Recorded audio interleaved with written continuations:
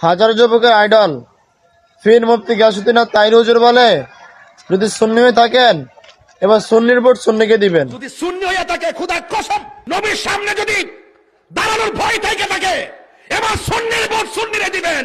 কোন বাতিল অপশক্তি দেশদ্রোহী ধর্মদ্রোহীকে আমরা আমাদের ভোট দিব না।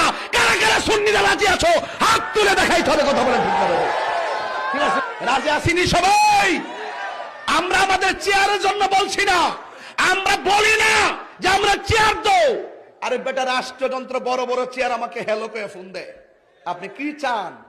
আমি বলছি আমি নবী চাই।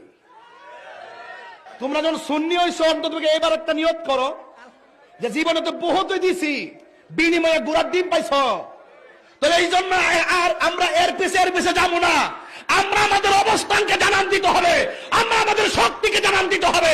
এবার সুন্নিরা এক জায়গায় থাকবো, যেই দিকে যাব একদিকে যাব, যার সাথে যাব একসাথে যাব। কেন্দ্রীয় সিদ্ধান্তে এবারের সুন্নিদের রাজনীতি হবে। কথা বলেন ঠিক না বেঠিক?